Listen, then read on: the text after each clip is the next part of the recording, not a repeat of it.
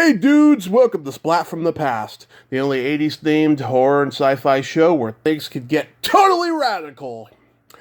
Now today, I will be welcoming a British director who is very known for directing Canadian films, and I am talking about Paul Lynch. Paul Lynch, of course, directed that classic 1980s slasher movie with Jamie Lee Curtis, Prom Night.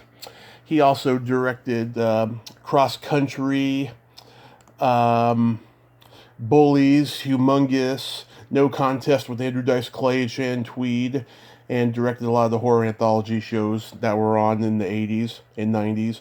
And it's going to be great to have him on the show today. Special shout out to Peter Foldy, another past guest for The Connection. So, here is my interview with Paul Lynch. Hello. Hey, Paul, welcome to the show, sir. How are you today? I'm great. How are you? I am great. This is a great honor. Thank you for taking the time today. No. I'm quite happy to talk to you. Whereabouts are you located? Redding, California. Oh, good. Well, California is a great state to be in. Sometimes. No, actually, most of the time, it's like I always equate it to Canada, which is a great country, but is very cold. It can be like really, really cold in the winter and very humid in the summer. Otherwise, it's a wonderful country. California is never that swing, really, if you live in the right place. I mean, if you live, away from the forest and what have you, it does get a tad hot, but not humid in the summer. So other than that, I have no complaint. It's a great state to live in, and like I said, it's like Canada. It's like the Santa Monica is very much like Victoria in Canada, and decent, very decent. Quality of air since they've cleaned it up. Since when I came here, back in the early 70s, it was like you could, as you came over into the valley, you could see this murky brown haze. It's all gone now, so they've cleaned up the air. And outside of forest fires, which is just nature, probably I've always been to a degree, and some lunatics lighting fires, it's a nice place to live. So Yeah. I thought maybe you were up in Seattle or somewhere. So No, my father actually lives closer to Seattle. yes, we don't have much rain here. We don't have much anything to Yes. other ones. So ask away any questions you may have about Yes. film and television that I can be of any help with. So, going back in time, did you gravitate toward film early on in your childhood? No, I gravitated towards what was back then. It isn't now, but was back then the only version of film you could do, which was cartooning. So I graduated towards cartooning. I happened to come across a bunch of daily newspaper strips somewhere packed in an old farm out where I was growing up in Oakville, outside of Toronto in Canada. And somehow it connected to me that these were little stories.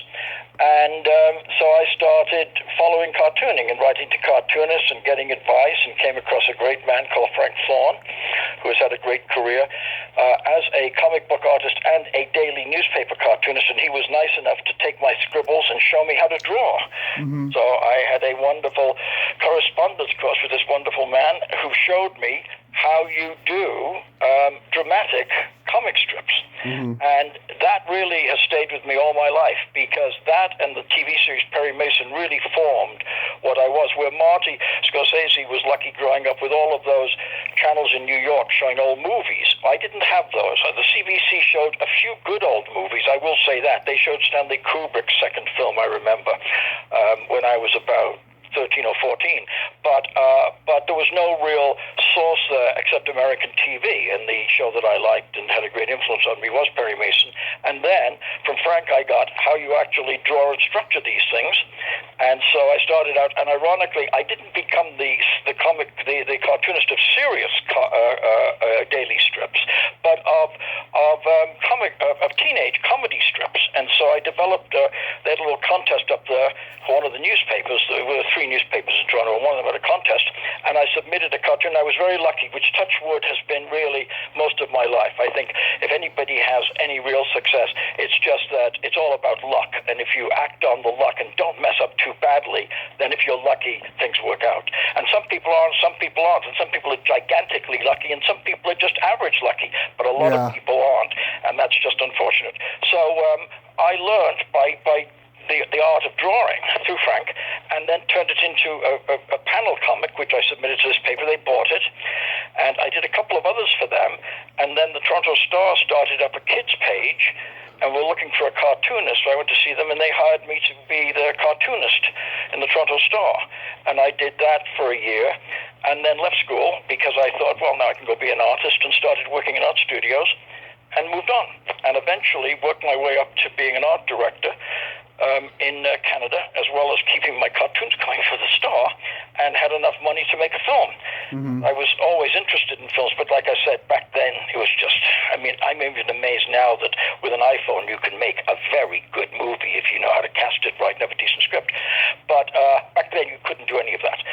So by the time I had made and saved up some money, I'd also come across, in my cartooning, they would have, Oakville was the richest town in Canada. All the wealthy from Bay Street, which was the Wall Street of Toronto, lived along the lake in big houses. Ford built a factory, and my dad got a great job there. And we moved into a wonderful suburb, and I went to the local newspapers, the local newsstand, and they got all the New York papers, which you'd only get like in a major city. This is back in the late 50s. And the guy would let me look at them, and I'd flip through them and buy the odd one and for the comics. And so I would get the comics, and it was very helpful because there were things about cartoonists and things like that in the papers back then, because it was a big thing being a cartoonist. And so I came across it, and then one day, and I'm not sure what it was, let's say 1960 or 61, there was a picture on the front cover of a guy with his arm around a beautiful blonde girl. And I thought, this is interesting. And when I looked it up, it was, and what I find interesting about this is it could have been one of two people with the blonde girl. It could have been Kazan, or it could have been Stanley Kubrick. Right. If it had been Kazan, they would have explained that he graduated high school, went to university, graduated in theater, went and worked in theater as a stage manager and an actor, then directed some theater, then came out, worked as an actor for Warner Brothers in Hollywood, went back, directed more stage, and became a stage director, did big plays, and got to Hollywood. And I would have been exhausted and said, well, my career's in cartooning. But instead, there was an article on Stanley Kubrick doing Lolita, and it said, you take pictures, you sell them to a magazine, you save your money, make a documentary, you sell that, you save your money, and then you make a feature film. Then you're on your way to Hollywood. I thought, anybody can do that. And that's the path I followed. At the same time that I was reading about him in the local paper in Toronto at the time, although he was on his way out of Canada, was Sidney Furie, who did the same thing. Sidney Furie raised the money. He did go to the theater school in Pittsburgh, Carnegie Tech, but he came back and worked and saved his money and made an independent film and took it to England instead of to LA, and became a director there, almost literally right away. Yeah. And so I thought, well, these two paths seem to be fairly easy. So I got a camera and took some pictures, and back then nobody was doing any of this. That's the big thing you have to remember, is back in the late 50s, people didn't think of becoming photographers and directors or art directors or anything. They went to work and did a regular job or became a doctor or a lawyer. So there was sort of an opening. And so when I showed up with a bunch of ideas for pictures for magazines, they said, oh, come on in. And so I was, touch wood, again, lucky because of the timing, and saved a lot of money doing photo stories and doing my cartoons and working daily as an art director, which I didn't enjoy. I loved being an art director. I thought I would actually retire into it until they removed the idea of a drawing board and put it onto a computer. So that killed my retirement plans. But so I digress. I was selling my pictures, and finally, one of the pictures, which Stanley had done too about a boxer, I did about a teenage married couple, and I took that and I thought, well, this would make a good low-budget documentary. So I did it and found a fabulous editor who was unemployed and had been editing promos for some network in Canada, and he took my offer of I would buy him lunch and dinner if he would edit this thing, and he did. And we did. It was about two teenagers who were married, sold it to the CBC, And then there were so many shows on the CBC then, and they didn't have really, they must have had maybe at most, this is in 1968, almost like maybe 10 freelance directors. Everybody else was staff because it wasn't like a business, it was the CBC, and then there was this one independent channel coming on the air. So when I showed up with my 14-minute film, they said, oh, sure, we'll give you another film to make. And I got to do documentaries, wonderful documentaries. And then on 1 year again, with great luck, after I had done, they'd started a youth program for youth people in 1970. And I took them an idea for a show about a young Indian boy who died on his way trying to get home after he'd been taken from his parents and put in a communal home. And I was always touched by two things. Eventually, the technology of Sidney Furie and Stanley Kubrick and the heartfelt ideas of English kitchen sink drama. Those were the two things that affected me most of anything. And I remember watching in 66, I think, Kathy Come Home, about the homeless situation in England, and what a moving film it was. And I thought, okay, well, this one would be just some story that I had found about an Indian boy, that kind of a movie. And I went to these people, and they said, oh, sure, you've done a couple of documentaries, this is a docudrama, you can go and do it. And it got me, because of Bill Gray, who was the editor that I had talked to, and he edited the first film I did, he really knew a lot. And since I was lucky to get out of grade 9, I just went to work, because they did that stuff in England, they didn't do it in America. He had graduated university, so he knew lots of stuff, because I didn't. And so he was incredibly a great partner. And he wrote scripts, and we would sell them to the CBC, and I would direct them, and did some. Mostly he wrote scripts, but he started by editing, and so we came up with this film. And he also knew a great Canadian actor, and in those days, either the two groups that would play on. There's a lot of American shows would go up there, Tugboat Annie, Hawkeye, things like that, and shoot like they do today. But what they would do to hire Indians. In those days, was hire either Jewish people or Italians. And he knew a Jewish man who had played an Indian very successfully, and he was a very nice guy, and he came and played the Indian in this show about this little Indian boy. And we shot it, and it turned out very well. They got I think they said 36 reactions. It played on a Sunday afternoon, because it was one of those Sunday afternoon shows that the networks would make back then. And they got a good reaction to it. So Bill and I found a book and took it to the drama department, and we worked on it together, and they were very nice, and they paid us. And I said, I would like to direct it. And they said, well, we have staff directors who do this kind of thing, but thank you for your interest, and if you've got another writing project, come and see us. So, because I had told them I had done this docudrama. And so I got a call about 4 weeks later, saying, that docudrama you did, could we look at it? So I said, sure, and I told them where to get it from the kids department. Yeah.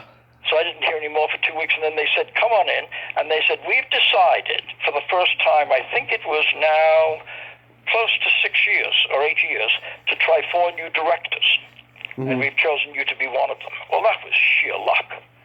And so the book that we had found, that Bill adapted, What Do You Want to Be, Boy, had one of the greatest casts ever. It had a guy out of the States who's since become a very terrific director. He did A Few Good Men on Broadway, amongst doing like many Law and Orders and things like that. Duns Gardino. Oh, yeah. Back then, as the kid. And he had just done a movie in Canada, playing a teenager. I think he was like 20, playing a teenager. So they hired him to play the kid. And then I had a woman who I can only call Mrs. Ivan Reitman now, because I forget what her first name was. Yeah. But she had starred in a movie that in between time, Bill was working as an editor, and he had cut English trailers for, called Red, a hugely successful Quebec movie of which she was the co-star of, and she agreed to do the girl in it. Then I had Bruno Gerussi, who was the king of TV in Canada, and also I had a cameraman who was doing his first dramatic work in Eastern Canada, in Toronto, and had grown up working in Winnipeg. So he was like shoot from the hip kind of guy. And on top of all of that, on the last day, I had 5 days to film it, it rained. at around 1 or 1:30 in the afternoon. So we all went home and came back, and I got an extra day. And then I had a second unit day for trains, so my 5-day shoot turned out to be 6.5 days. So the film, and it's one of my favorites still, came out looking terrific. And then that, plus a script from a guy who was writing, was a PR writer. He had written a couple of things for the CBC, but he was a PR writer for a magazine I was designing, because I never gave up, drawing and designing things, because it's fun. And I was sent to see him about doing an ad campaign for this magazine. It turned out he had written a script for the CBC, and we worked together on a script about a country music singer. And with that, with what he wanted, B-Boy as a short, the way they do it today, and have always have, as a short, and his script we applied to the CBC under their low-budget program in 72, and in 73, they gave us $60,000, and we had to find $40,000 independently, but it was a great deal, because the person who put up the 40 could write off the whole 60 against their taxes. And an actor I had worked with had raised $100,000 for a film he wanted to make, but got turned down by Telefilm Canada. And so he put part of that into my film, and we made Hard Part, which is still to this day, it's still kicking around on the internet in a very bad copy, which was shocking to me, but somebody told me about it a couple of weeks ago. You can get it on a very bad copy on the internet, a country music film. And originally, going into it, I had wanted Leslie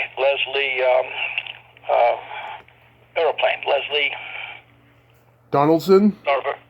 Leslie Nielsen in the film. Leslie Nielsen. We couldn't afford him.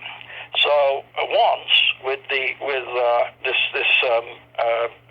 one of the producers, Ratch Wallace, who had found the money for a bigger movie but couldn't make it and put it into Hard Part, we went to see a screening of something, and there was a guy there who looked briefly just somewhat familiar in a cowboy shirt. And I said, "Do you know him?" He said, "Oh yes, that's Donnelly Rhodes. He's a great actor." So we went and talked to him. We sent Donnelly Rhodes the script, and he accepted it. Well, what it was how in time I've learned these things work. I didn't know anything then, except Donnelly seemed to be the character and looked like the character, and he was willing to do it. Well, what we didn't realize was that Donnelly was really down on his luck. He had a good career in theater from Canada to the States, and then had got a contract at Universal, where he'd done a lot of Universal stuff, and they had trained him in how to do basically film and television for Universal, in which the key thing was being technically perfect first, and then giving a performance second. That was all he cared about. But he was an exceptionally technical actor and a great actor, and he had fallen down in his life because he was about 40. He didn't have any money. He was living in a little basement apartment, a basement place in Topanga Canyon, where back then all the kind of hippie people lived. And he was doing a TV series in Canada at the time, some kind of syndicated TV series, and appearing in a couple of American movies that showed up there. Yeah. Well, he was kind of not in great shape, and that was the character. Well, the lesson I learned was, if we had hired Leslie, who I worked with a lot, and was a fabulous actor and guy and everything else, he wouldn't have given the same performance because he was successful, and Donnelly wasn't. And that came through. He brought that to the character he was playing. And I must say, it gave him a whole, which I was very pleased, a whole new career. After that, he went to work for the CBC, and then he never stopped working until the day he passed on. I mean, in Vancouver, if you were making a movie with an older man, let's say past 60 in it, you had to hire Donnelly. I think it was in the rules. You had to hire Donnelly. Yeah. And he never stopped working, which was great, because he was a wonderful actor. And Hard Part kind of turned that around for him. So that was a terrific. Also, it was one of the very first times that there was a magazine up there, I don't think it exists anymore, called Saturday Night. It was a very upscale kind of, more like a New York Review of Books kind of magazine. And they liked the film so much, they put him on the cover. And so it all worked out for him and for everybody concerned with the film. We had Paul Bradley in it, who was just the best there was. Yeah. And a great cast of Canadian supporting actors. And the nice thing was, almost everybody connected with that film. And from there on, which if anything in my life I'm proud of them, went on to be successful.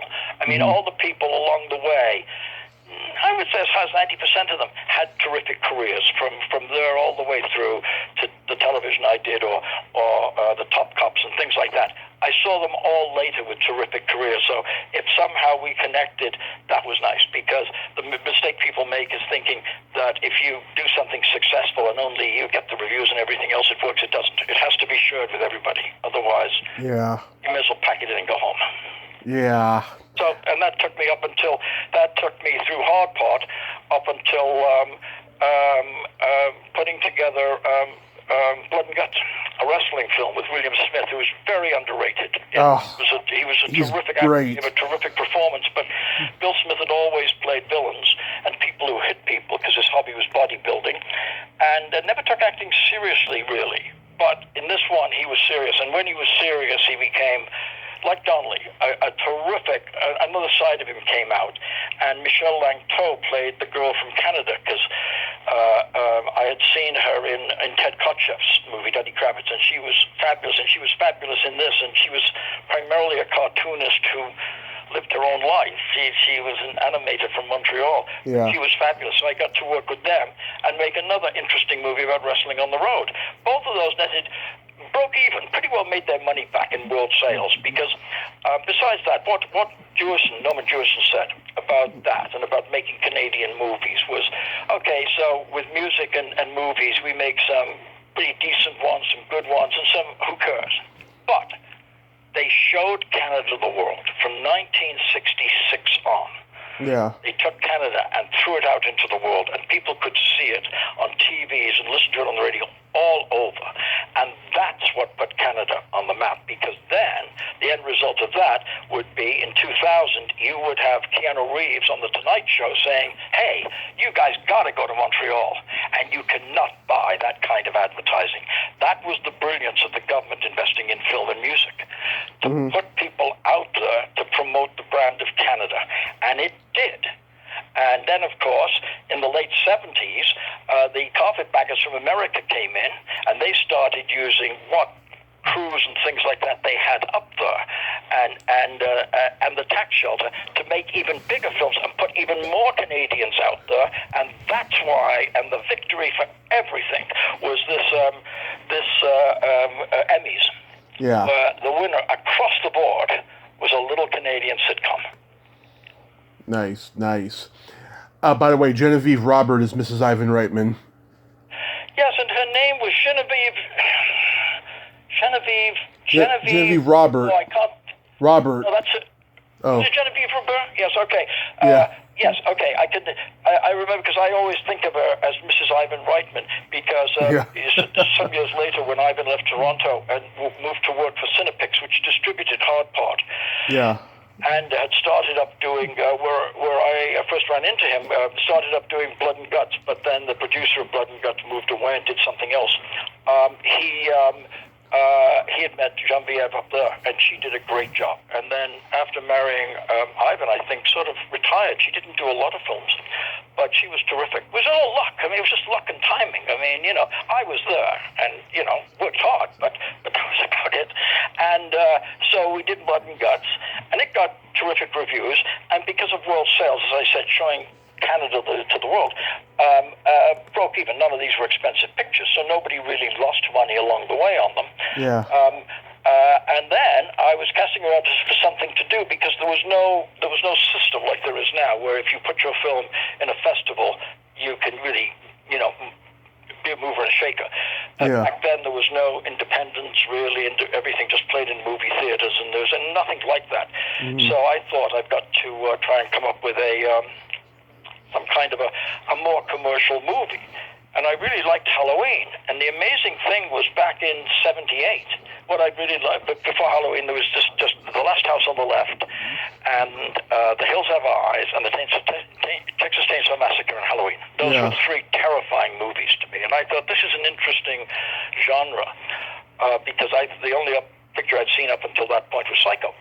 And so it's growing. So maybe, like Halloween, there could be something that I could pitch to somebody. So I was happened to be in Los Angeles because in between I had done a documentary with Bill as the editor-writer and my partner Hugh Curry on Bob Guccione.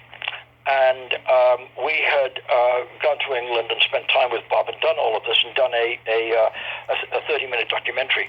Yeah. I think he set it up with PBS and CTV or something like that. Mm-hmm. And so we had to it was just a lifestyle documentary, but we had to get clearance from Bob Guccione. And so we showed it to him and his people who worked with him, and they all loved it. And so we were happy and got the permission to, go back to our things and finish it up. And I remember about a week later getting a call from Bob Guccione and him saying, look, how much would it cost if I wanted to buy this? Mm-hmm. So I thought, well, back in those days, I think the whole thing cost about, and it was a good budget in those days, about maybe $12,000 or $15,000. Yeah. So I'm put on the spot because I don't know what to say. So I gambled and I said $40,000. He said, go to your investors and see if they will take 35, because I'd like to buy it. We'd like to buy it as a promo film and then make it into a 90-minute movie. Sheer luck again. Mm-hmm. So we said fine. So Hugh went to the investors who had put in, I think, $15,000 and said, okay, you can get, $30,000 double your money right away if you'd like. And they said, of course, sold it to Bob, picked up a few extra bucks, and then for the next year worked with Bob, going around the world, shooting Bob taking pictures of attractive women and going to, printing plants and going to the offices in New York and talking to people to build a 90-minute documentary, which he was very smart about, because even though it cost him a fair amount of money, it didn't matter because he gave it free of charge to what were very big back then, which were men's clubs, the Moose Lodges of the world. I don't know if you ever remember those, but they were all over America. And so he would offer this up in 16 millimeter for them to watch, promote, and Townsend. What was it? And so the last year we spent editing and doing effects and shooting in Los Angeles, and that's what brought me out here. And while I was doing that, I was casting around to do something else and thought a horror film might be nice. So one day I had gone to see, just after Halloween came out, no, it was a year later, Irving Yablans. And back then, the other great thing back then was you could call up anybody and they would see you. I mean, yeah. I just saw so many terrific people out here, directors or producers, that you just call up and they'd say, oh, sure, come over, you're from Canada, yeah. Because, of course, there was that idea for producers of Canadian money. But the directors, Richard Donner, Jack Starrett, I mean, there were so many of them that said, sure, come over and have a coffee. And, of course, I learned so much. So I went to see Yablans, and my idea at the time was they had these series of movies called Don't Look in the Basement. And so my idea was to take that kind of a horror film and make it Don't See the Doctor. And because I found a great picture of a doctor with a stethoscope staring into space, I did an ad for it, because that's what people would do back then in the 70s. Yeah. Several producers for AIP would do the ad first, and then take the ad with the outline in, and AIP, if they liked it, would do it. So he said, look, I like the concept, but no, it wouldn't work because my tagline for it at the time was, what happens when your gynecologist cracks? I thought that was a pretty scary idea. And he said, no, it would turn women off. He said, because he had done Halloween, of course, he said, think of holidays. I said, like Thanksgiving. He said, no, that's distasteful.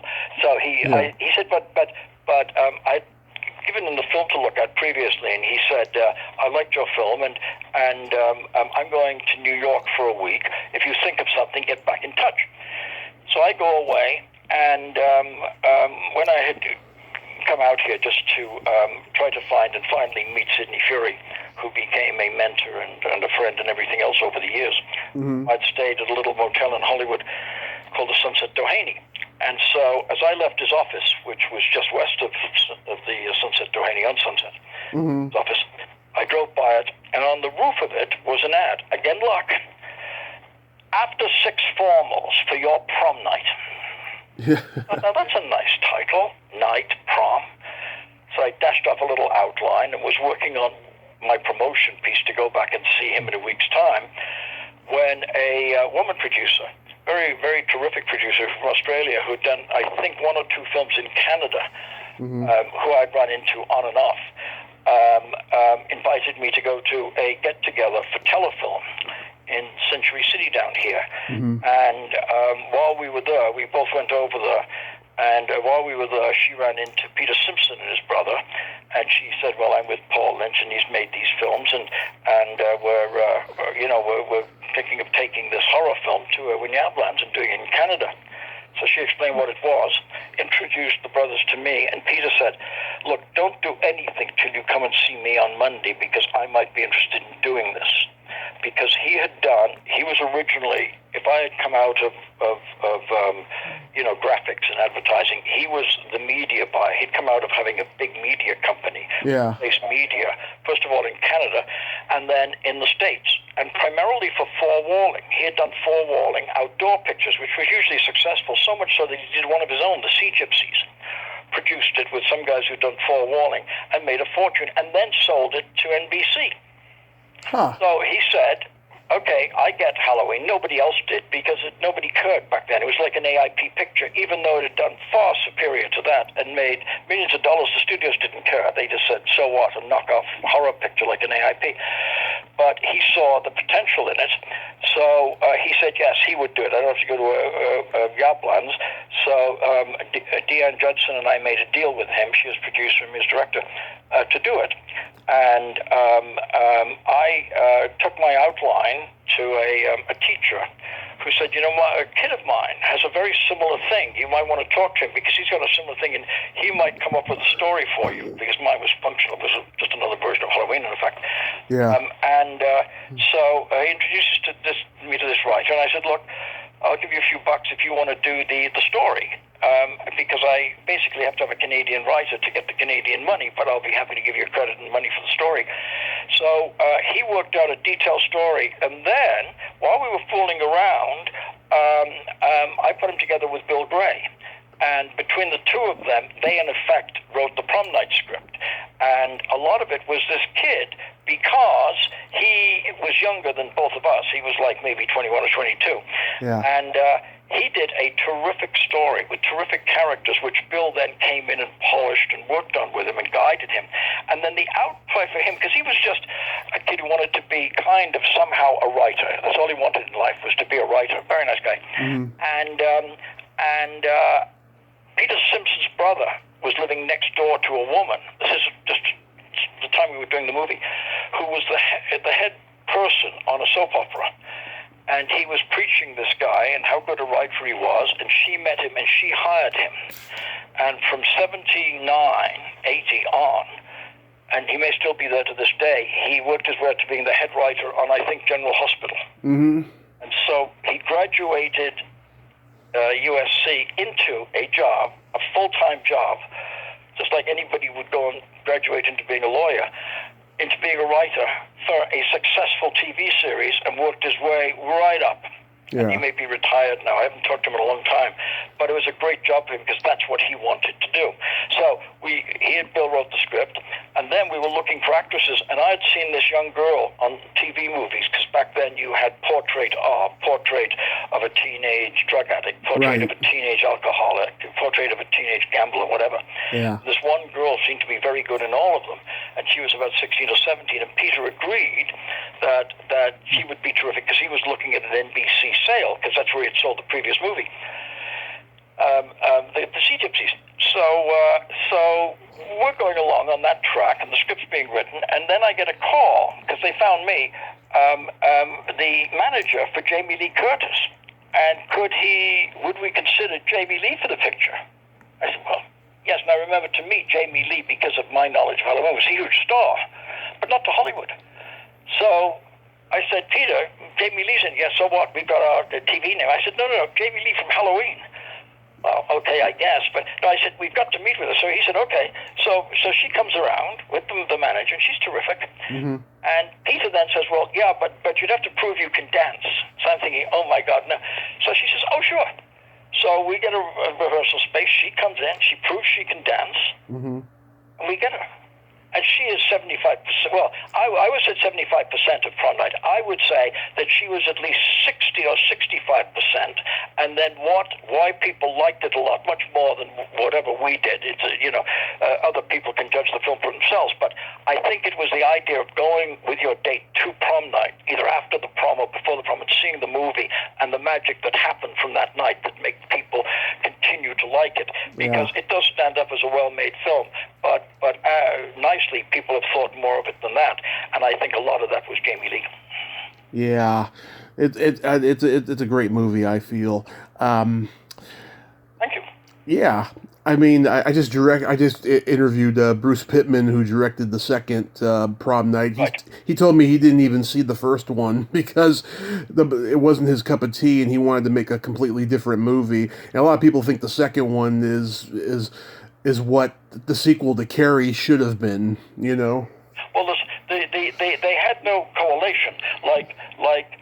Back then, the only one that had really done that outside of those Mickey Rooney pictures for MGM, which he did about 6 of, was 20 Degree, was the Star Wars. So there was no consideration for a sequel. And so at the end of the movie, which I loved, the only finish I thought was Jamie Lee Curtis going to spend a lot of time in a mental institution because she's just killed her brother, and all her friends whacked out by him, and that would unnerve a person, and I didn't know where she could go. Yes, she may have been able to escape later, but I never even considered that. Well, the one that Peter came up with was a completely different story. It was just they put that moniker on it, and they did 2 others too. But I never really had much interest in continuing to do anything in the way of a sequel to anything. And the only time I did it for Peter later on, because besides being a terrific producer, he was a friend. And I did No Contest 2 for him. No Contest I really wanted to do because I thought it was a terrific little thriller. But the second one wasn't that great, but I did it for Peter. And that really was the only thing I had done. And then after Prom Night came out, Bill and I came up with an idea, and we took it to Avco Embassy. Now, originally Paramount wanted to buy Prom Night, but they couldn't make a deal with Peter. So they gave up on making a deal, and Avco offered Peter a very good deal. The only difference was that the Avco deal would bicycle, as they used to say, 500 prints from the West Coast to the East Coast. It wouldn't open across America. Paramount opened when they picked up, what was it? The summer camp. Friday the 13th. Friday the 13th. Friday the 13th, when they picked up that, which was also an independent picture, they went across America. So they opened bigger than us, but we had a much better deal with Avco Embassy. So we made more money than the producer of I Think That did originally, but Paramount stayed with them and then financed the sequels, where Avco Embassy didn't. They did Prom Night, and then were looking for something else to do. So Bob Remy talked to Bill and I about doing Humongous, and we went in to see them, and we did. And Peter wasn't really interested in doing it because he wanted to follow up on Prom Night, and he had found some other deal on Prom Night too. So we went off to do Humongous. And I must say that everybody was very supportive of doing it. And then, just before we were delivering it, because I did it with another Canadian producer who came in for the Canadian, just before we were ready to deliver it, Avco Embassy got sold to Norman Lear. And Norman Lear didn't want to do these kind of pictures. And so I think one of the first ones out of the bat for Norman Lear was the one about the rock band, the very famous one about the rock band on the road that Rob Reiner did. Remember Rob Reiner's first Spinal Tap.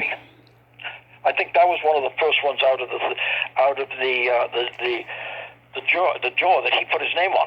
Yeah. That Norman Lear was proud of, and he didn't want to be any part of these horror pictures, so they dumped it. And it was unfortunate because they had to put in some theaters, but they did a bad ad campaign and just dumped it. They didn't really want to be connected with it. They wanted to move on and do the kind of pictures that Norman Lear wanted to do, which was fine. But we just got caught in that trap, and since then I've learned a lot of people get caught in traps like that where studios change hands. So that was a little unfortunate, but then I got to do Cross Country, which is a book I had read. Right. Was really fond of, and was a kind of a dark thriller. Yep. And it was actually a very successful movie because it was originally financed by MGM, and MGM had an independent company, an independent division that made supposedly sort of art pictures, but they were closing it up. And the head of MGM was a friend of this lawyer in Montreal somehow, and he gave him a contract for a picture before he left the MGM organization. And so he then took it to an English lawyer who he knew, who was very successful and was looking for a tax shelter, and put it together that way.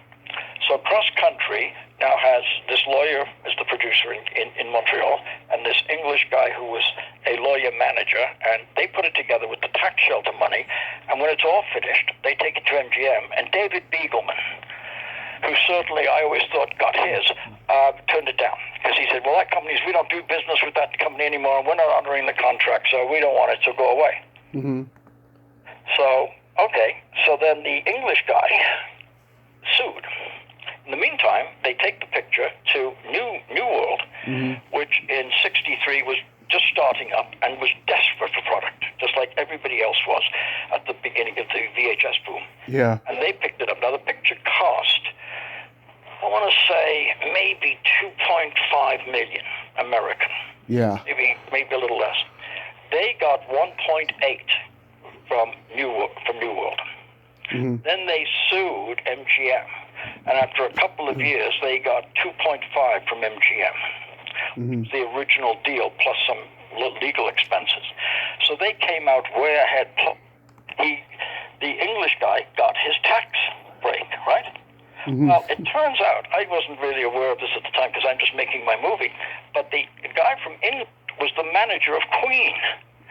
He can be seen being played by an actor in the movie as the guy who was very smart. He was their lawyer accountant, and he said, okay, you record company run by Mike Myers in funny makeup, you don't want him?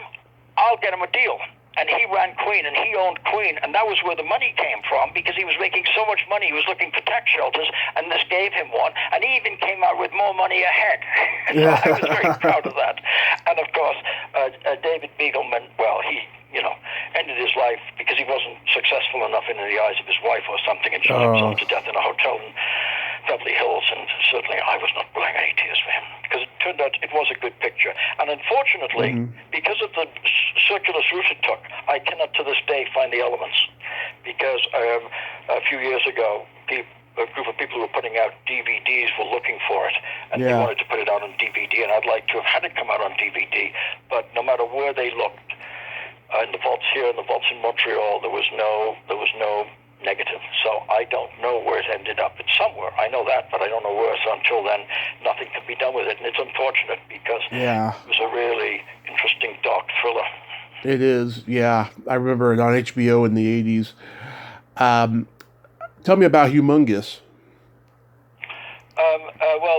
Bill and I put it together, and I took it to this producer who had made a couple of lower budget movies in Canada, Tony Kramreither, and he did the Canadian end of the deal with Avco Embassy, and we cast it down here with a couple of American actors, a terrific girl who was the lead in it, who really did outstanding work. Not quite Jamie Lee, but I must say as close as I could get, because Jamie Lee was off now in the big time, working for John Landis, etc.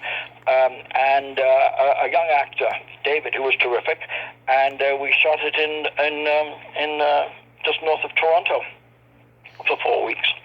And Paige Fletcher's in it. I think that was his first movie. Sorry, what? Paige Fletcher. I think it was his first movie too. Yes, he had done TV, and he'd done a television series, and was another terrific and a very nice guy and a terrific actor.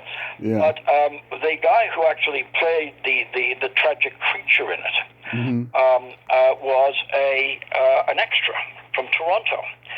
and he had done a bit of TV and stuff like that, and I think he did some wrestling. And he was a very affable guy, except he would get bored. So, again, with luck, this worked in our favor in a very strange way. He would somehow, when he got in the car to go to the set, which was about 2 hours, 2.5 hours from Toronto, he would drink beers. So when he got to the set, he was a little loose. Now, he would do a lot of stuff because of that, and nothing dangerous or anything like that. But in the last days of the shoot, when we had to do the boathouse on fire, he was waiting a long time because it was a night shoot. We'd shot other stuff before, and then we got to the boathouse. And so by the time we got to shoot it, he had a lot of beer. So we were using fire bars. You put the fire bar in front of the camera, it looks like the person's on fire. So we gave him the instructions to not go anywhere near the fire bar because on a long lens you don't have to. But I didn't quite know how, drunk he was, because he was a big man, so he kind of held it. He kind of held his alcohol in a way. Yeah. So we do it, and we start rolling, and he just fails. And he doesn't quite know what he's doing because he's just so mellow from the beer. And so he flailed all through the flames. And when we were finished shooting, because it was such an effective scene, shut down the fire bars, and I went over to say, hey, this is great. And he had burns all over his arms. Yeah. See, well, he didn't feel it. Nothing serious, but we took him away and patched him up. But he gave a great performance again. I like an accident, and that was really important that play well without, because if it hadn't played well, it really wouldn't have worked for the movie. So we did it, and it turned out very well. And on the couple of screenings I had with it, people liked it. And then, of course, it didn't matter to Norman Lear because he was doing a different kind of studio. And so it got caught in the crossfire. Oh, that's unfortunate. How about Bullies? Bullies I love. I still love it today. It was a reactionary picture to Peter Simpson's The Sea Gypsies. All these people go up and live in the woods and deal with the animals, and it was so happy and nice for them. And I thought, what happens if the opposite happens? What if you go up there and you meet this group of bullies? And if it owed homage to anything, it was the Sam Peckinpah movie with Dustin Hoffman, the Straw Dogs. Straw Dogs, because I was very impressed with that. And Peter made a deal with a guy who ran a network out west to make 3 pictures, and that Bullies would be one of them. And so it was 2 pictures and a TV series, 4 episodes of a mini-series and the movie. And I did Bullies in the first episode of the... did I do the first episode or 3 episodes? I forget. Maybe 3 episodes of the TV series. And then John Shepard, who wrote Bullies with his partner, directed the 4th episode of the TV series called Mania, which also was terrific, but I don't think went anywhere, but it didn't matter because in those days you could sell almost anything to VHS and make money. Bullies was exceptional because it made a fortune in VHS, but not much in the theaters. They put it in the theaters, and they weren't. What happened was when he made the deal for it, it was primarily for a VHS sale to Universal, but it came with the qualification that they would at least put it in theaters for a week, the way they do down here now a lot. You put your movie in the theater and they go streaming. But they did put it out, and it did play across America, but it really made its money in VHS. Yeah. And it got, a lot of people liked it, and I just thought, for the way we made it, the money we had, it turned out very well. We had a couple of, Olivia Dabo, who I had worked with in Flying, a teenage movie about gymnastics. It was fabulous in it. Came along and did The Girl, and we found this young actor from Toronto, and then we found a group of actors who really had just been playing little parts, and the audience wasn't familiar with, and that was key to me, because you can't put stars in roles of really nasty, horrible people. Because there's a barrier between the audience and the people. If they've never seen them before, the audience can believe they might be like that. Yeah. That's what you want. So that the 4 actors we found were terrific actors, and one guy had actually done The Accused, or went on to do The Accused. I think we did him before or afterwards, and was a fabulous young actor. And then the others were wonderful actors, but nobody had really seen them because he's been bit parts. So when they appeared on the screen as nasty, jerks, they bought into it. And that's why I like the movie, because while the villains are doing their thing, you actually can believe that they actually live that way. And now we've got the good guys who you don't really know. There wasn't anybody, again, that you really could identify with. Now, it would have worked with somebody like Don Lee Rhodes, don't get me wrong, but you couldn't have had a star in it. You couldn't have had really a Jamie Lee Curtis, because it would have taken you out of the movie, and that's why I like making it. That's why I did a TV series later called Top Cops, which was basically a fabulous group of like half-hour or one-hour shows with all people, just actors, just great Toronto actors. There was no real star. So whatever you did, because mostly they were based on true cases of the cops, the transcripts of the cops, then it made it much more real as compared to, if you've got a Magnum PI. So Bullies I really enjoyed, and I enjoyed making it. We shot it in the hills of BC.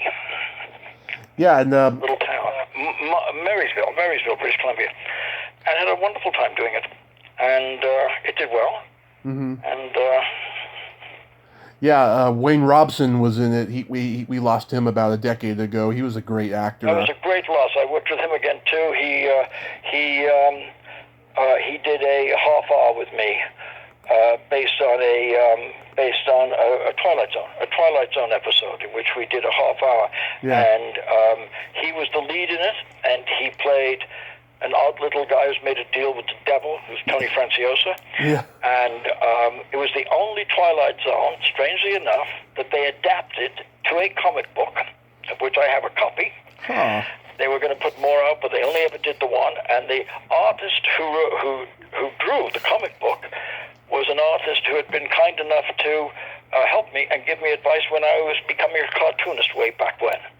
And I got a chance to, at a Comic-Con a few years ago here, up in San Jose, to give him a copy of the film. I said, you did the comic book? Here's the film, Small World. So that was nice. Small thing, but it was nice.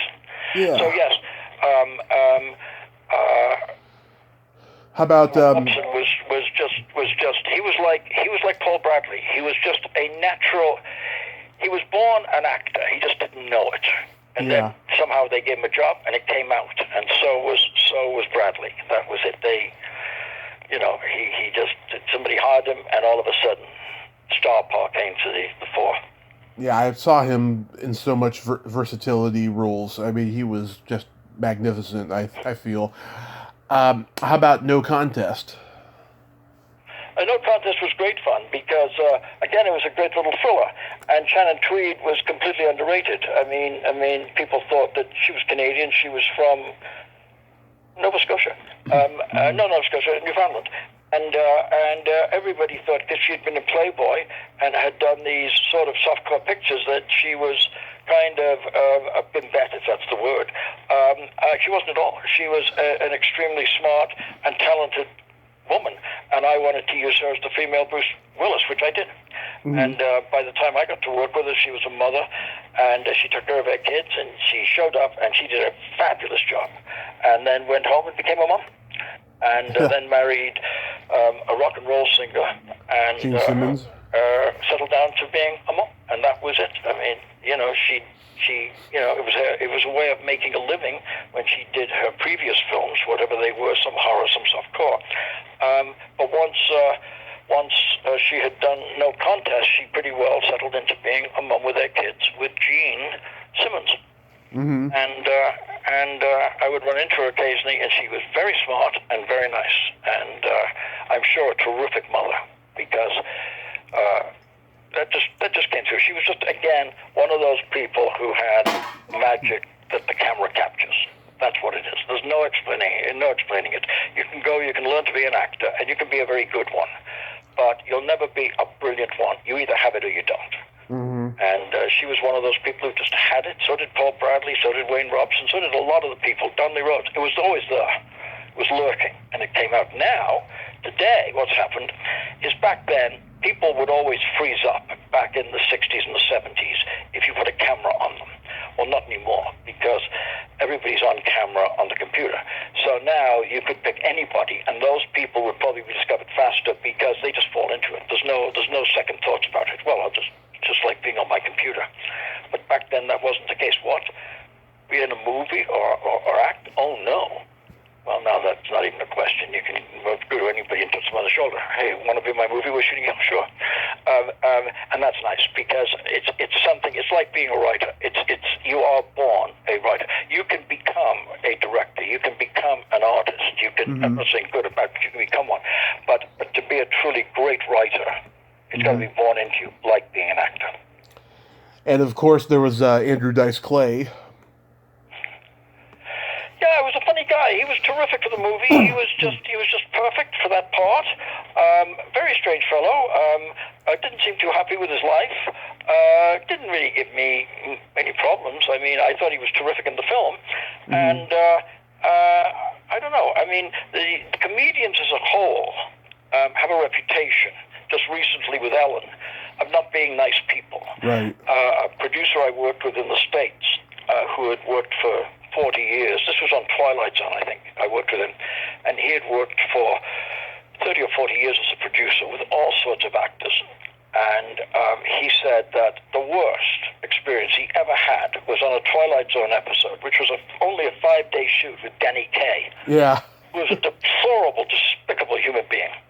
Yeah. I said, well, not with all the people you've worked with. And he had worked with a lot of questionable people.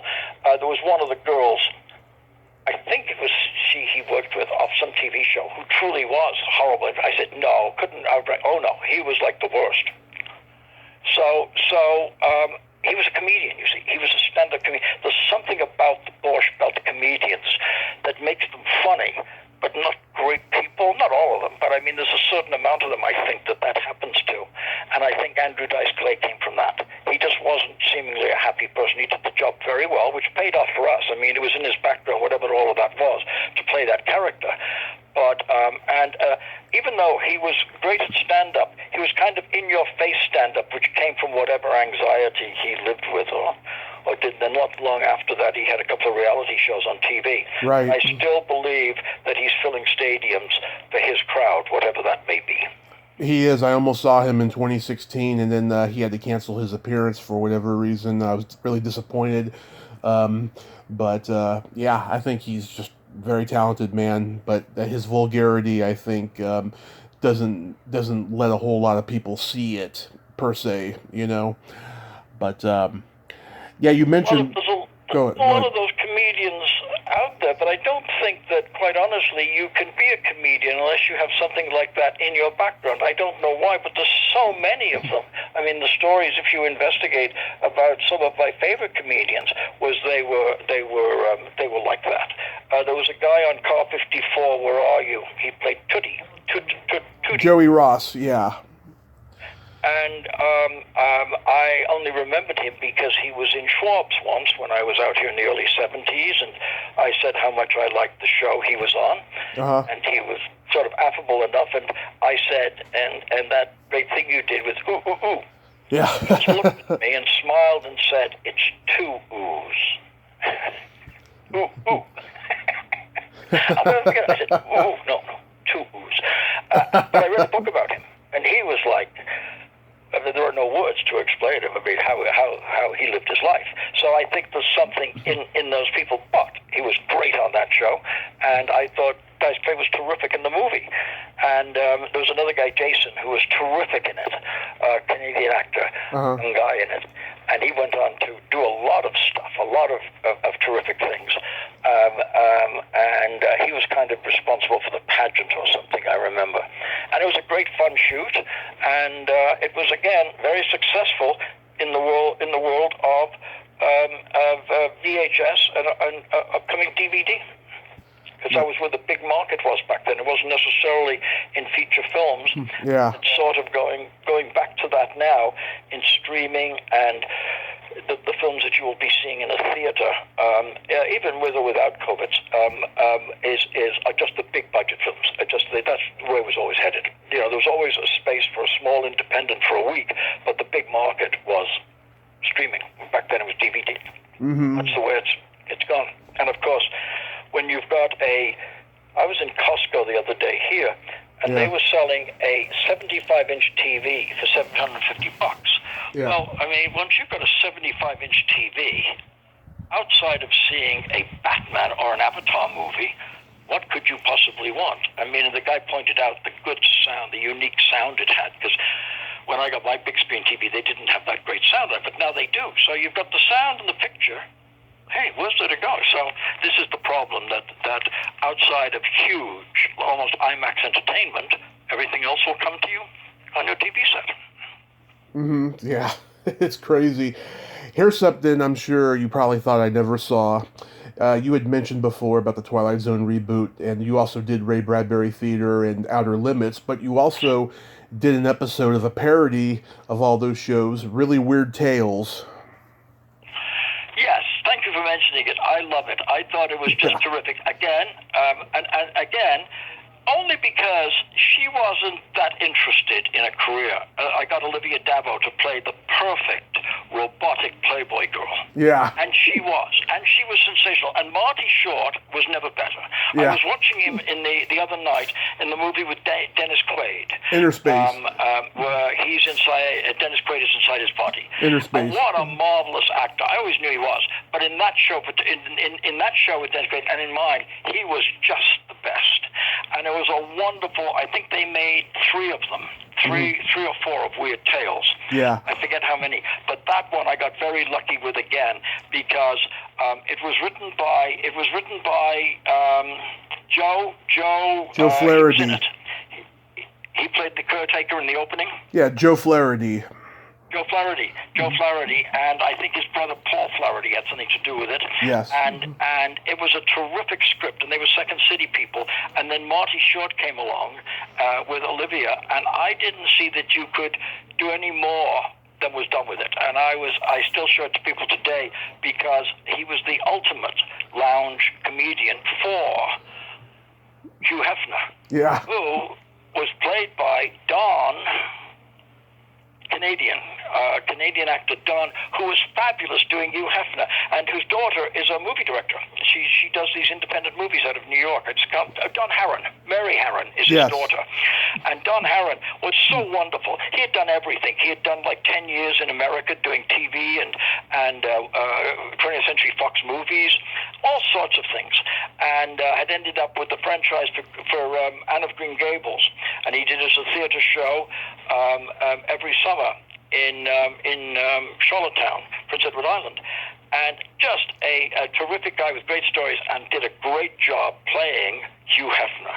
So, I mean, it was Hugh Hefner, but for me it was also Bud Guccione, those kind of guys combined, and along comes the ultimate lounge act, Marty Short. So it was a great chance to do something, which was, I always learned on the job from day one. I mean, I always learned. I went out and got the job and then learned how to do it, and that was being able to work with great comedians, and that was a great fun thing to do. Yeah, I've seen it a million times. I love that particular one. Yeah, there was 3 of them, by the way. Yes, there was 3 episodes of that show. It should have went on a little bit longer, though. Do you have any upcoming projects? Well, not at the moment, because there isn't anything really being activated. People are trying to do things, but until they get a handle on COVID, there's nothing really going to go forward, because they keep trying. Like I was reading this morning, some action movie was being made, and they had to cancel. They had to stop and cancel for at least 3 or 4 days because somebody got the virus. That happened to a big budget movie. I think it was Batman in London. They had to cancel and start up, and that's huge money. So nobody's really enthusiastic at the moment about doing much. They will be soon, because in the meantime, what's happening is that the big boom was in VHS in the 80s when that was discovered, and people saw they could make a huge fortune, which they did often. Then it went to DVD, and then with DVD. Wall Street stepped in. Well, now these people are going to Wall Street to get streaming, and you're going to have a lot of streaming services, and that's what's being set up now for the next 6 months, 6 or 9 months. And then they're going to need product big time because there isn't enough. They're even sort of running out now, but there's a limit to what you can make. They're all pushing the envelope, but it's hard to get people enthusiastic about investing things when they don't know, when there's no guarantee that it could go ahead, because if somebody gets sick, they'll cancel it. So everybody in every business has been sort of cut off in a way, and it's sort of cut me down because I was working on just two projects, one about artificial intelligence and one about a gangster in the 50s who goes from Buffalo to Hamilton, Ontario, and gets involved with 2 Siamese twin girls. And it was a terrifically interesting period story, but they all kind of just came to a dead stop when this happened, as most other things have. Once this is over, which I'm guessing will be next summer, then things will pick up again, and there will be a huge demand for films of all kinds, because they will be streaming like never before. That's trying to stream television, but that's a big commitment because normally it's 6 to 10 episodes. So they have to commit a lot of money. So hopefully by the summer things will start to turn around, and they will start to look for those kind of films and things like that. But no, so I've just been reading and redoing a couple of scripts, and that's about it. There's nothing much. I'm trying to find interesting things to watch. Yeah, well, at least you got nothing on the shelf, because I feel bad for a lot of people who have stuff on the shelf because, of getting it released, and having to make contact with people to get it released. Well, absolutely, and there's an awful lot of pending, I'm sure, films ready to go. And now they will have an outlet. I mean, years ago, back in '93, Francis Ford Coppola said, look, one day, very soon, people are just going to make films and exchange them with each other. To a degree, that's what's going on now. I mean, there was a couple of guys made a film for $10,000 that took place in a bar. You can do that kind of thing now with digital and do an incredibly good job. As long as you have a computer, an editing machine, and the programs, you can do most anything. A friend of mine was just finishing. He'd finished shooting, luckily, and was working on post on a film he made. Because of COVID, he couldn't do it the way you normally do it, which you go to sound studios and all of that. So he started with his editor, who was in Florida, working with him, and they got things like they had their footsteps, their Foley, which you redo in movies, their Foley footsteps done in South Africa. And then they would go to him, and he would check them over and send them to the editor. And he had people all over the world on a low-budget independent film doing this. Well, that's the way they make Avatar. Jim Cameron sits in New Zealand, or in a concrete box, having people run around in T-shirts and jeans, and then it's all done, on the computer, and they do it all around the world. I mean, who knows who's doing which part, and it all gets sent to New Zealand, where he puts it all together and supervises it, and that's how it works now. So in the old days, you had to go out and do all of that stuff. You had to go to studios, you had to go to locations and everything else. But a friend of mine in Toronto told me that they were doing this new Patrick Stewart series up there, and they don't even use green screen. They use digital lights. And so there's a massive wall of digital lights of some kind, and so they have I would assume, a green box for a desk and a green chair, or maybe even a real chair, and Patrick Stewart sits there, and if somebody comes into it, what they're walking into is just a room, but behind them is this digital wall that comes up that's been designed by computer people, so they've got a set. And that's the way everything is now going to be done, I think, more and more in the future, is in these warehouse rooms. And it's not all that great to shoot. It's very effective, don't get me wrong, but it's not that much fun to go in and out of a green room every day of your life. But that's the way they're going to be doing these things, because so much can be done on the computer. When they made the making of Avatar several years ago, they had a shot over James Cameron's shoulder, and what you see is people in jeans and T-shirts running and falling down on mats in just a concrete, storage place. And over his shoulder on the monitor, you see them in a rough version of what they would be in Avatar. It's the creatures and it's the backgrounds. and then he goes and fine-tunes it. Yep. So when you can do that, then the reason to go to a location doesn't really exist anymore, and that's how that's the new shooting. I don't think there'll be a lot of in my friend's film, he shot it all in a green screen studio. With because of the way you can do that with 7 cameras, and what it is, it's a bunch of people touring another country, and so then he went over and he did 2 weeks of second unit in the other country, and by very smart manipulation, you would never know you weren't in the other country. I mean, you were there, and that's I think the way they're going to be doing more and more of film and television. And it's just not as much fun. It was nice to go. I got to do a movie with Richard Harris in England and in the Canary Islands and France, and that was great and great fun and a decent movie. It was for TV, a TV movie.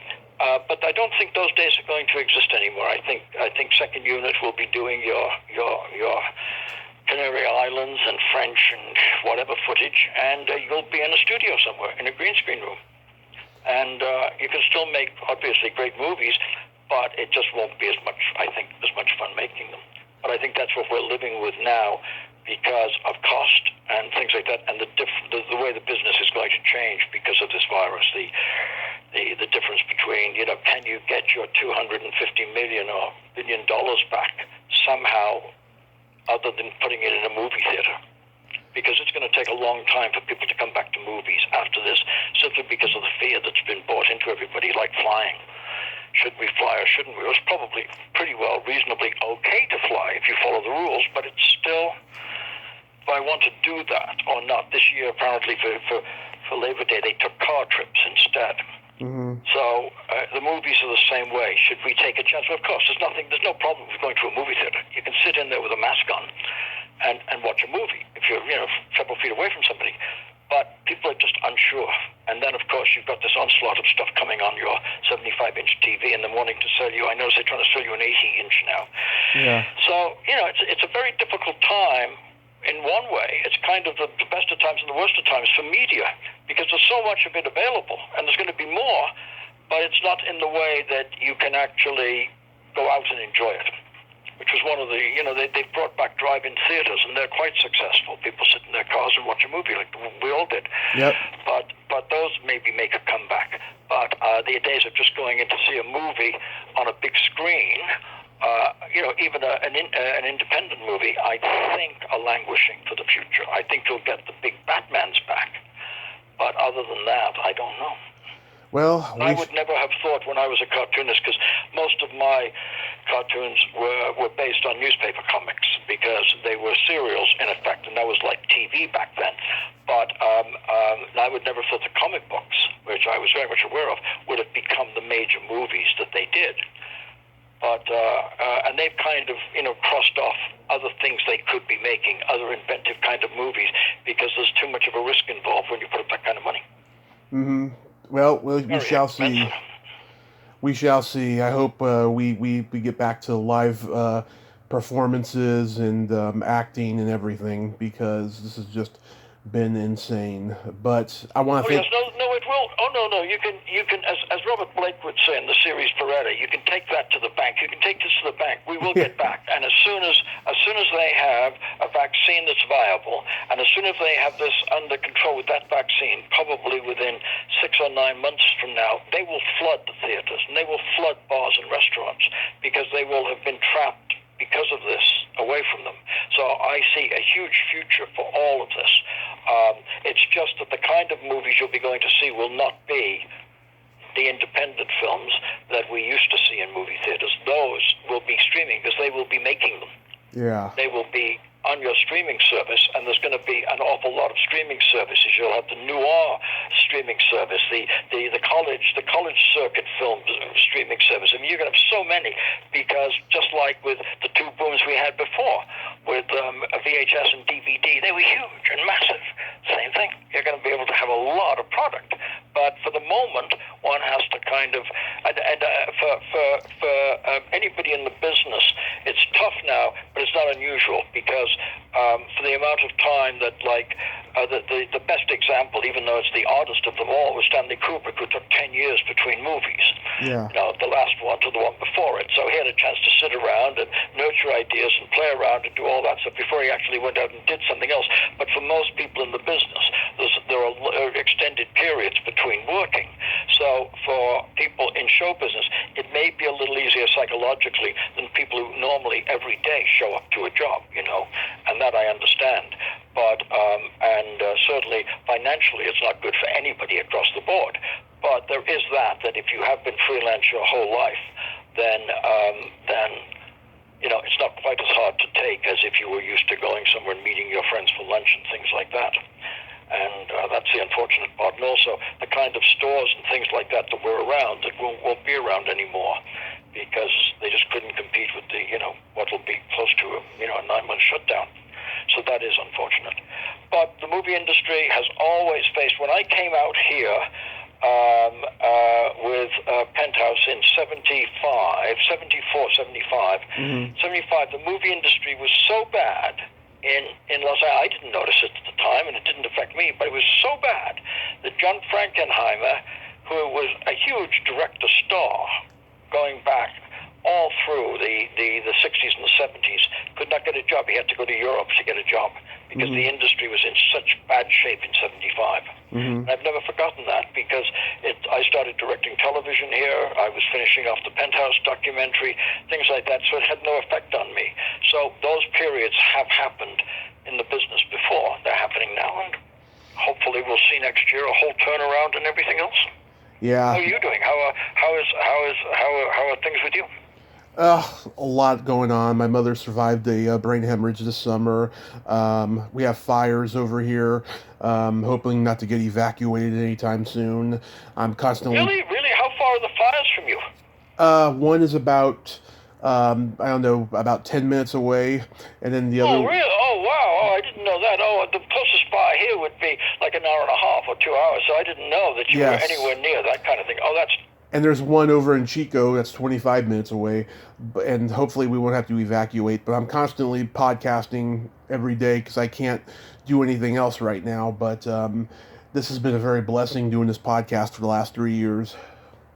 And how old is your mom? 66. And she got over this? She's okay now, you think? She's halfway there. It's going to take a while, but she's halfway there.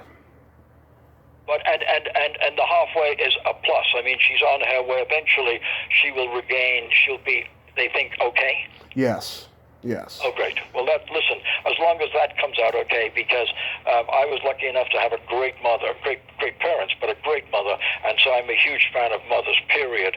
And as long as you have your mom and she comes out of it okay, then no matter what happens with the rest, you've had your year. I mean, if she comes out ahead and is fine and can come and visit you and see you, even 6 or 9 months from now, the rest of the 9 months or year is irrelevant.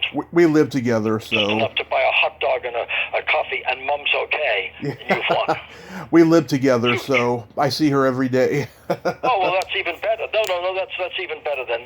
No, that's terrific. Then when once she's all cleared up, then the rest of the time doesn't matter. I mean, if you live with your mother, if she's that great a mom, then you're very lucky. And the fact that she's getting well is terrific. And that's what you really have to count in life. Like I said, with all the great luck I've had and had all this fun making these movies, the real plus is to see the people who came by me, and either by luck or whatever happenstance, was somehow part of whatever I was doing, giving me great joy and pleasure and profit, and they came out ahead. That's the real end. When you can say, look, I worked with so-and-so, and look where he's gone, and look what he's doing now, and things like this. Don Scardino, who was a young actor when I worked with him, went on to have huge success as a director on Law and Order and things like that. That's terrific. That's just so wonderful that somehow you were involved in the ongoing career of somebody who, actually paid off. There's lots of cases of that, of people that you've crossed in life, and that's the real plus, like your mom, to say, look, here's mom and she's fine now, or here's Don Scardino or whomever, and that's what it's all about. When you're doing it, when I was making all those films, it wasn't, because of course you're younger and it's a different viewpoint, but in the end, that's what you have to say is, if the people came away and were better off for it, and everybody, came out well and had a good life. Wow. Right. That makes it all worthwhile. And if you get a couple of awards and people pat you on the back and like what you've done, that's nice too. but that's the real plus. So don't ever forget that. However bad it gets, as long as mom is okay and your family's okay, that's what, in the end, or your friends, that's what counts. And if they just happen to come by you and do well, even on their own, and you have nothing to do with it, at least you can look back and say, I was there, and at least I worked with them. Like Keanu Reeves, who I gave one of his first acting jobs to, and he was sensational in the movie we did in Flying with Olivia Bravo. He's gone on to huge success, and I make a point of watching those incredibly silly but very entertaining John Wick movies. Yeah. Because he's so good. He went from being this affable, hapless kind of guy, like he is in Bill and Ted, to being this gung-ho guy who simply dispatches millions of people. I watch him and think, wow, that's terrific. Look at what he got out of all of this. This is wonderful. A kid from Toronto. So that's nice to see. And that's in the end, that's what makes it sort of all pay off. Yes. Me at least. Paul, thank you so much for coming on today, and I hope you can get your projects done after this pandemic is over. And yes, and don't hesitate if you want to ask anything else about the films or anything. Just give me a call. Leave my phone number, and I'll be happy to do with you any time. There was a guy just realized ago. There was a guy came around. He didn't tell me. An awful enough guy. He came to the door and he knocked, and I opened the door. It was about 7 at night. And he said, are you Paul Lynch? I said, yes. He said, would you sign some posters for me? I said, sure.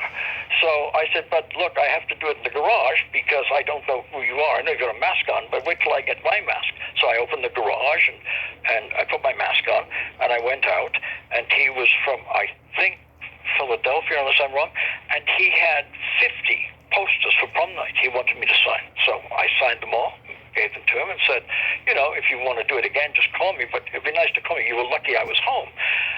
And I said, look, you bring 100 posters. If you can somehow make some money of something I've done, bring them on. Bring them on, please. I'm there for you. I'm there for anybody that I can help, because from the day I started in this business, people have been so nice to help me. I would call up complete strangers, and they would say, as Sidney Fury said, I'll pick you up for dinner tonight, or come over and I'll buy you dinner. I mean, across the board, I think maybe in 50 people in my whole life, only maybe one ever turned me down. So I've got a lot of paying back to do. So I thought, hey, anything I can do, just call. So you got my number, and if I can be of any interest to you for future stuff, always nice to talk to somebody. And thank you for enjoying the movies. I'm glad I could give you something at least across the board to enjoy, and particularly with Marty Short. That was a fun one to make, and even a better one to watch. So thank you very much. Oh, thank you, sir. And you have yourself a great day. Stay safe. And yes, I'll let you know if I want to talk again in the future. And the only rule, if you ever come again, is it's not sir, it's Paul. My name is Paul. Paul. I can be of assistance to anybody. Don't hesitate to call. Thank you very much, and you have a great day. And wear a mask and take care of your mom. She's the most important person. Yes. Thank you, Paul. Even quite honestly with your wife. Bye. Okay. Bye-bye. Well, there you have it. Paul Lynch.